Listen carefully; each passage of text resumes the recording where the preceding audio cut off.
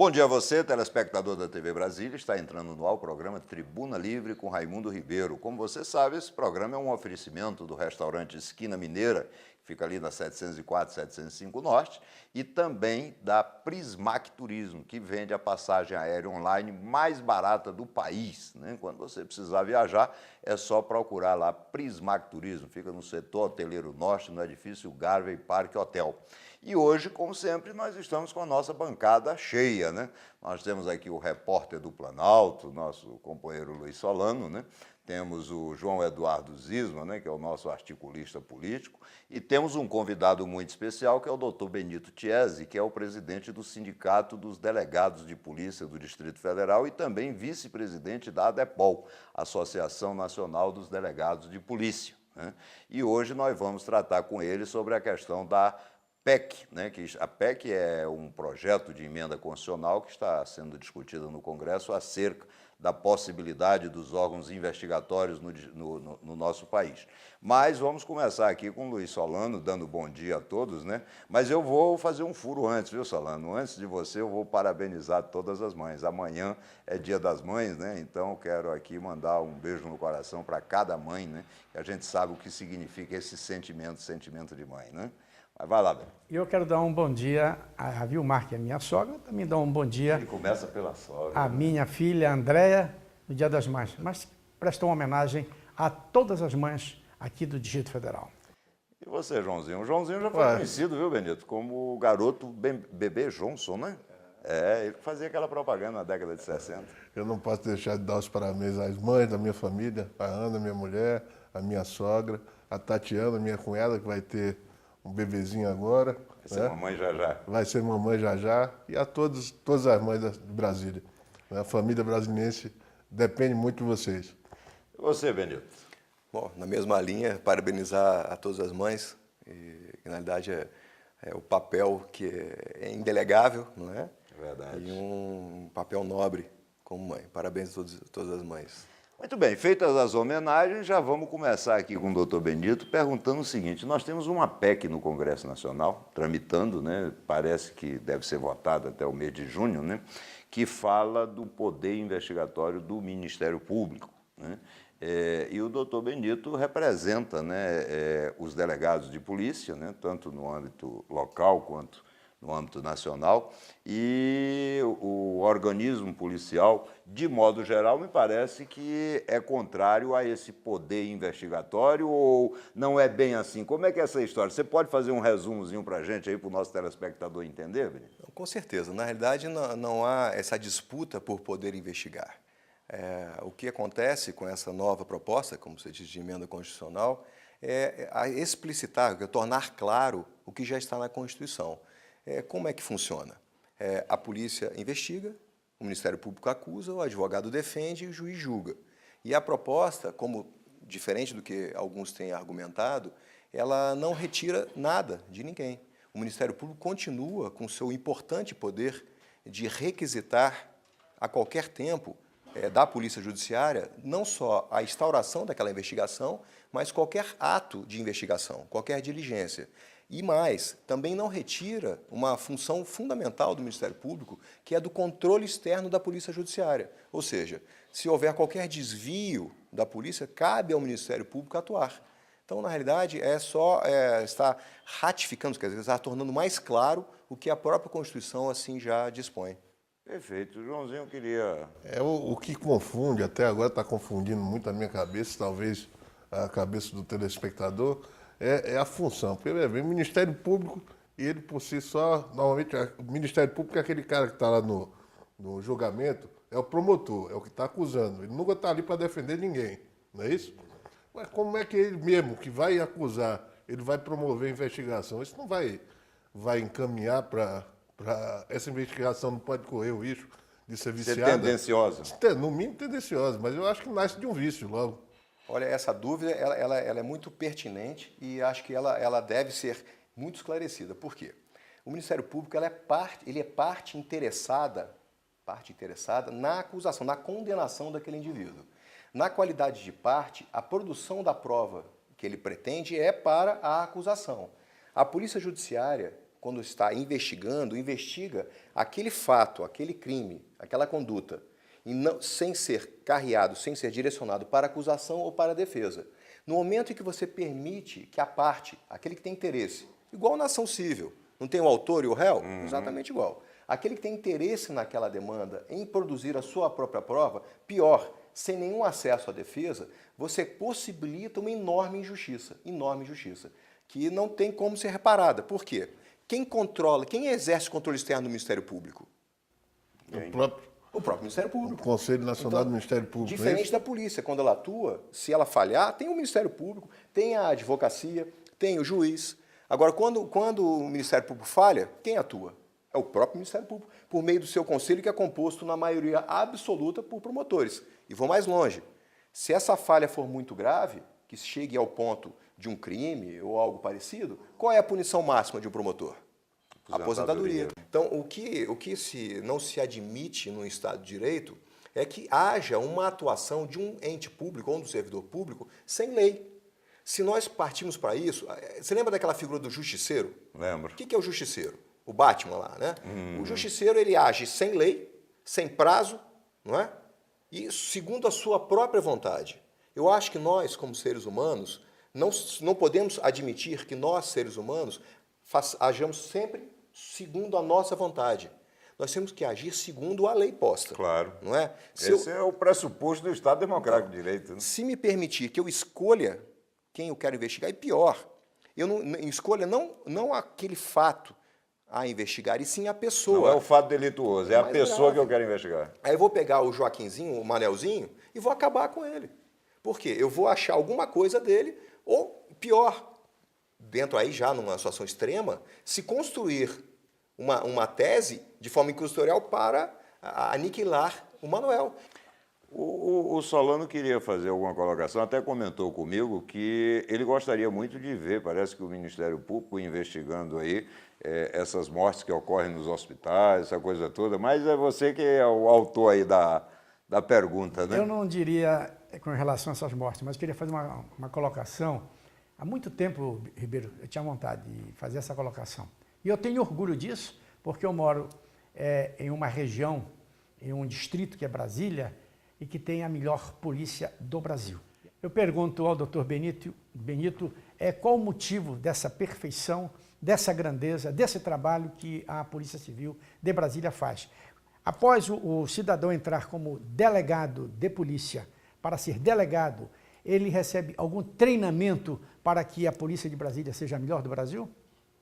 Muito obrigado pela moção elogiosa, nos honra muito ouvir, ainda mais o senhor. A gente sabe da sua postura. Na realidade, há um processo de formação continuada dentro da polícia, de especialização continuada. E, na realidade, nós brincamos que só fica na polícia quem tem vocação, porque a lida é muito dura, é muito penosa. Então, eu acho que a vocação te impõe, né, te exige que você vá à frente. Precisamos melhorar. A gente reconhece que a população cresceu muito, nosso quadro é diminuto. Graças a Deus conseguimos agora um aumento do quadro significativo. Eu acho que esse aumento do quadro foi uma vitória, acho do próprio governo, das polícias, né? De todos, né? Claro. Eu acho que vai ser possível proporcionar à população uma repressão mais eficaz ao crime. Acho que o que nos falta hoje é gente mesmo, porque tem delegado com 3 delegacias, não está fácil, não. Agora vem a história, por que não turbinar, vamos dizer assim, a estrutura policial, e não fazer, usar uma PEC para, vamos dizer assim, aumentar sobremaneira o poder do Ministério Público. Quer dizer, isso eu não quero nem adentrar no mérito jurídico da coisa, mas eu tenho a impressão que é uma coisa que não é muito, é inconstitucional, porque o princípio constitucional é de equilíbrio dos poderes. E na medida que você turbina e o Ministério Público... Público... de passagem que o Ministério Público não é poder. Mas já é considerado 4 poderes. É considerado, né? Aliás, você tem na verdade, aquelas... você só tem o tripé de Montesquieu, né? Aí eu me lembro daquelas ações espalhafatosas que o Ministério Público patrocinava, vou citar alguns nomes que ficaram notórios aí, o Guilherme Shelby, o Luiz Francisco, né? E gostava muito era de televisão. Mas, enfim, eu não sei, eu acho que à medida que você, é uma opinião do cidadão comum, à medida que você fortalece um poder em detrimento de outro, vai causar distorções assim incorrigíveis, né?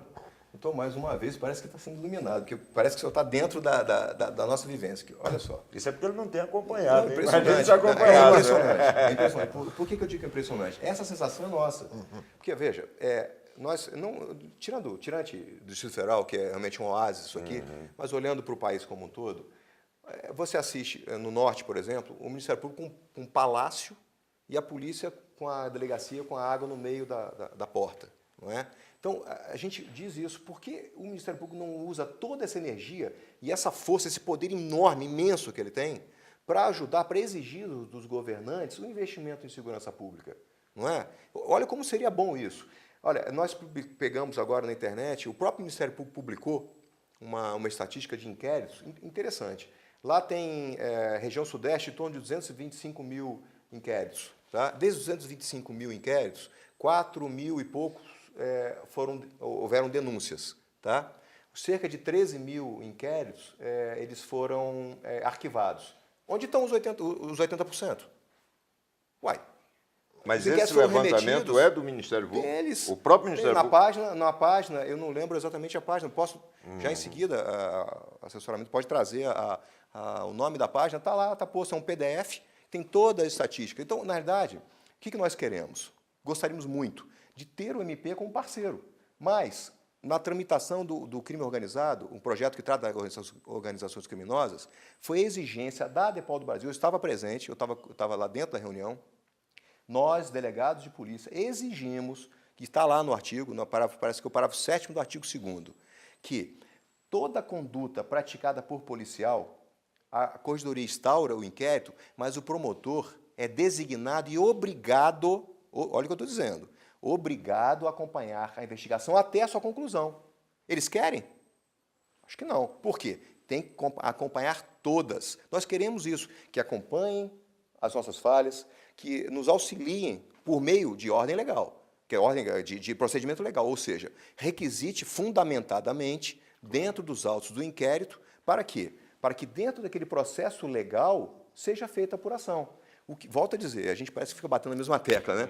O que nós não podemos admitir como cidadãos que conhecemos um pouco do direito, eu acho que todo mundo hoje conhece um pouquinho do direito, que haja uma ação invasiva, que te atinja muito na sua vida pessoal, sem lei, sem controle, e dependente essa ação, só depende essa ação da vontade de uma pessoa.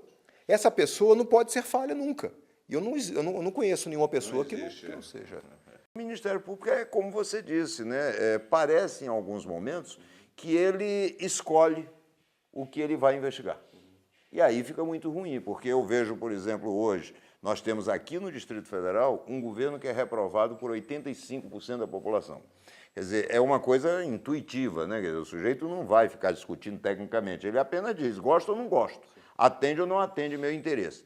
E veja nessa área da saúde, por exemplo, até porque o governador, ele é médico, né?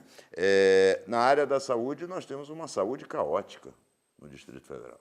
Nós temos hoje um hospital regional da Ceilândia que 8 ou 9 crianças morreram por infecção lá, né? Bactéria, quer dizer, por causa do hospital.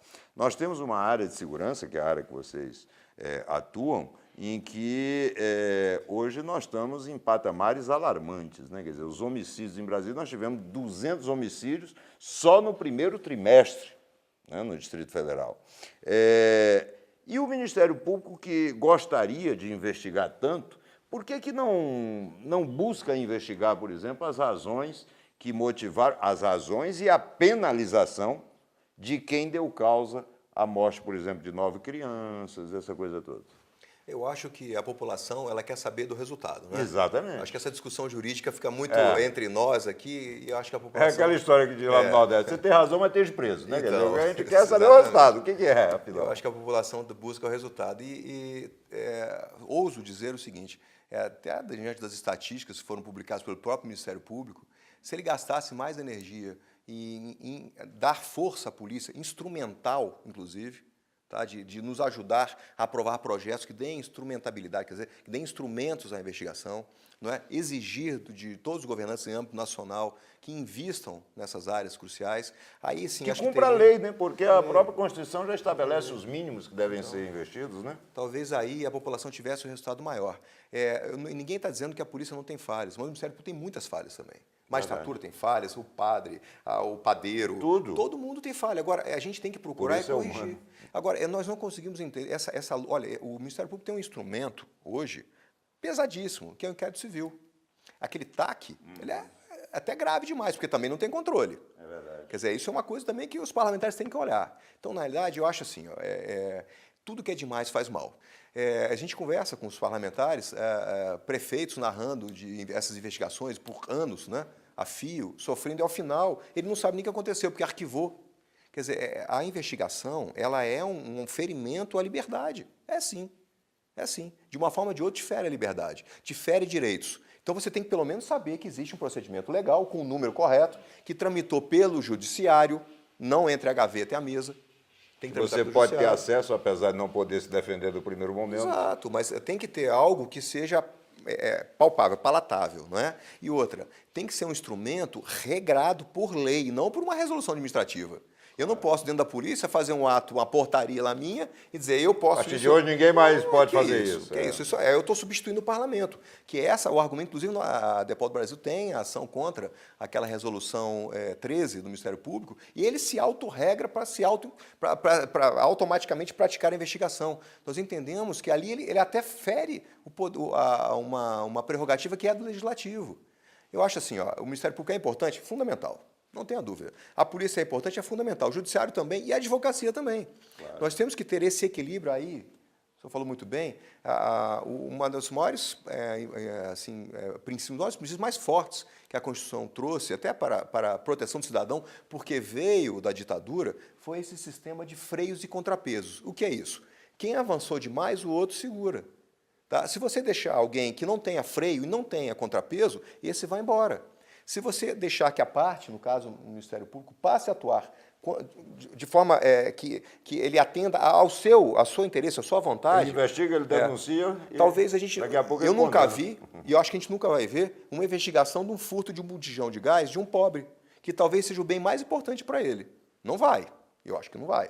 E mais, se a gente fizer uma leitura nacional, tá, de investigações produzidas só pelo promotor, só, sem polícia, tá, que resultaram em eficácia, é pífio.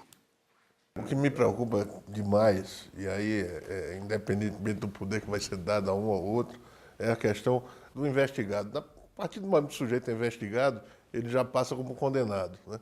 Primeiro são os sigilos daquelas investigações, né? Que isso estou falando de uma maneira geral do que ocorre no dia a dia, né? Mas é muito complicado. O cidadão que é investigado, ele pode estar participando de alguma coisa, enfim, ninguém sabe se é culpado, ele já entra no processo, né, com aquele pré-julgamento de que é culpado.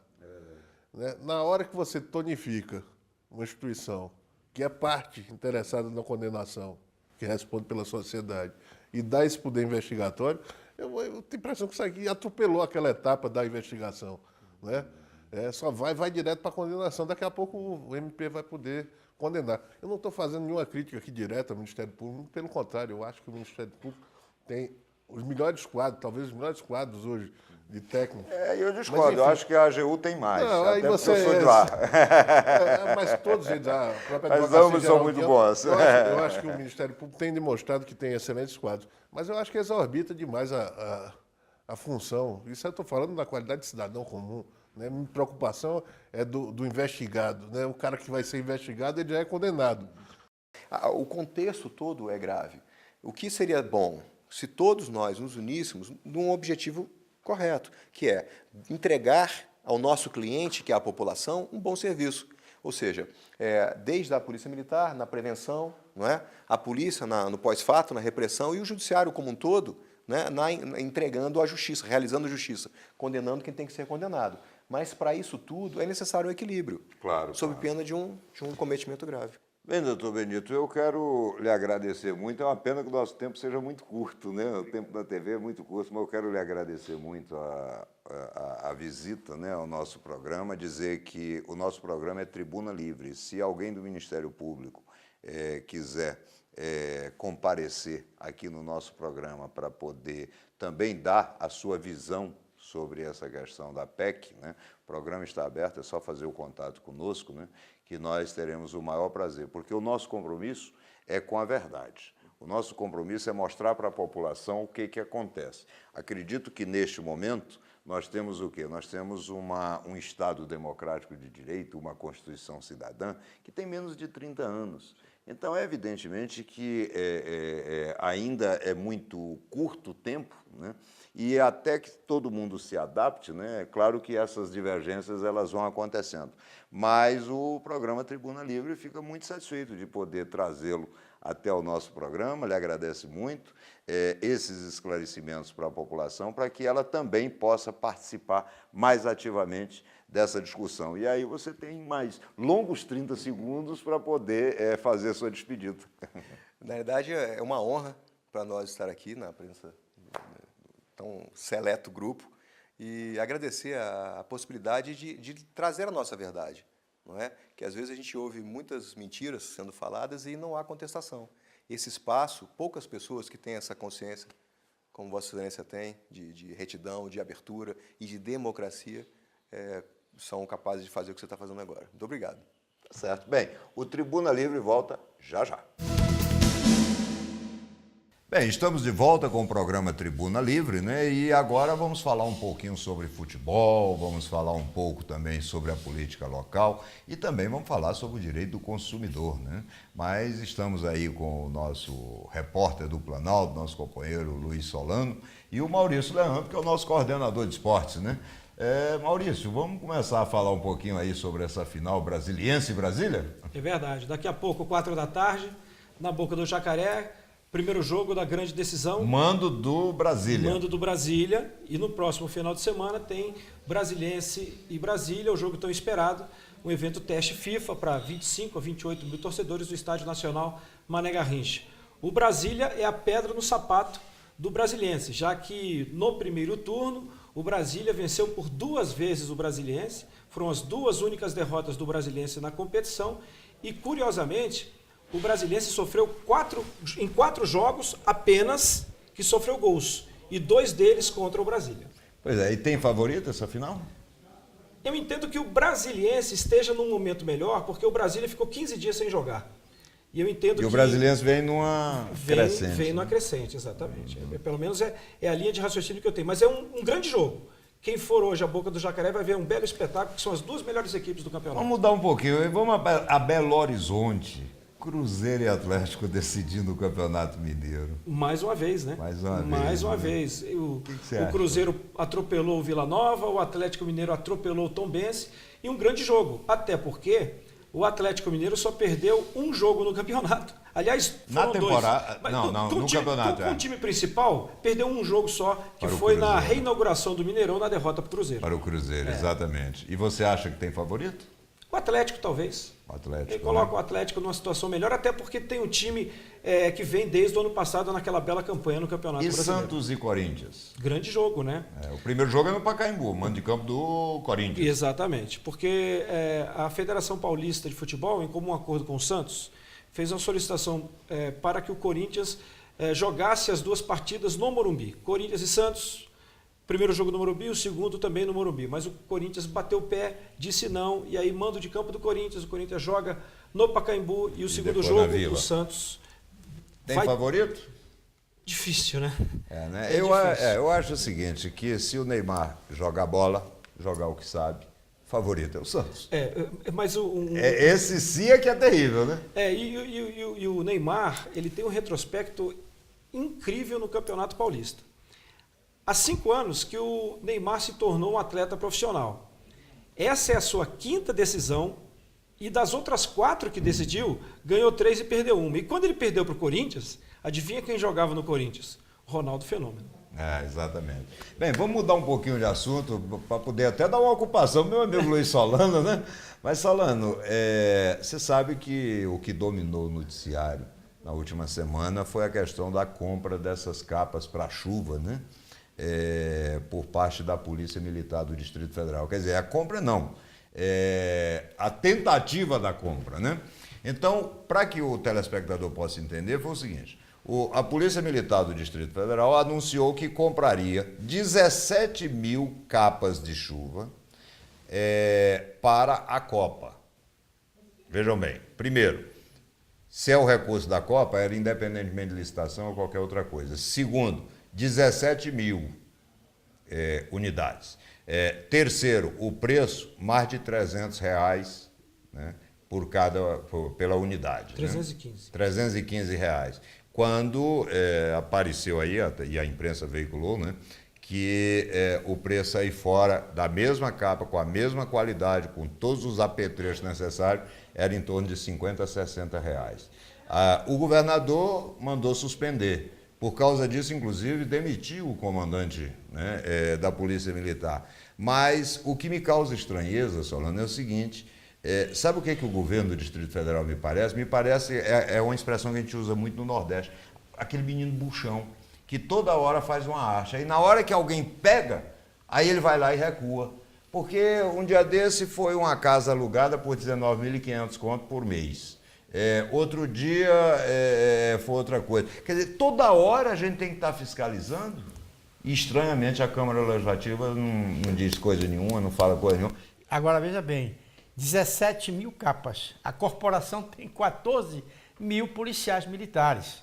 Estavam sobrando aí 3 mil capas que certamente seriam guardadas. Agora, nessa demissão do coronel Suami Santana, ele foi bode expiatório nessa história toda. Eu conheço o Suami, um cara sério, direito. O governador, como está em baixa, e tem em torno aí de 92% de rejeição, está sendo apontado como o governador de pior desenvolvimento como governador. Então, ele procurou essa deixa aí, esse escândalo das capas, justamente para tentar agradar a população do Distrito Federal. Bem, mas vamos falar um pouquinho também sobre o direito do consumidor. O doutor Vieira vai responder um questionamento de um telespectador, né? E logo depois, né, a gente faz os agradecimentos. Mas então, doutor Vieira, qual é a pergunta?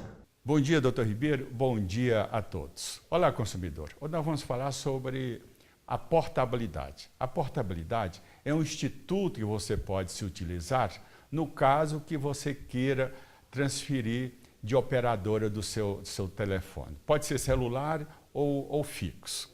Você pode procurar a operadora de seu desejo e postular a aquisição de um aparelho levando o mesmo número. Esse é um caso. O segundo é o caso de que você tenha um empréstimo bancário e que esses juros estejam altos. Você pode procurar um outro banco, aliás, que lhe ofereça taxa de juro mais barata. Nesse caso, você pode buscar seu direito pela via bancária e tem toda a cobertura do Banco Central. E outro consumidor, no caso também de financiamento imobiliário, se você adquiriu um imóvel e essa taxa está alta, que hoje o financiamento imobiliário, a taxa maior chega a apenas 8%. Outro dia assisti em um programa de TV um cidadão reclamando que comprou seu imóvel e a taxa de juros chegava a 13%. Ele procurou se teria jeito de buscar um financiamento mais barato. O gerente do organismo falou que não tinha jeito. Tem jeito, consumidor. Procure órgãos que financiam a taxa de juros mais barata, baseada na lei 12.703 de 2012. No próximo sábado teremos mais. Bem, agradecendo então ao doutor Vieira, né, quero aproveitar para agradecer aos nossos anunciantes, a Prismac Turismo, né, que sempre tem apoiado o nosso programa. A Prismac Turismo é aquela agência que vende a passagem aérea online mais barata. Ela fica ali no setor Hoteleiro Norte, no Garden Parque Hotel. E agradecer também ao restaurante Esquina Mineira, que fica na 704, 705 Norte. Né? Mas principalmente queremos agradecer a você pela paciência, né, de nos assistir, pela audiência que nos empresta, né? E se Deus quiser, sábado que vem estaremos novamente juntos. Até lá.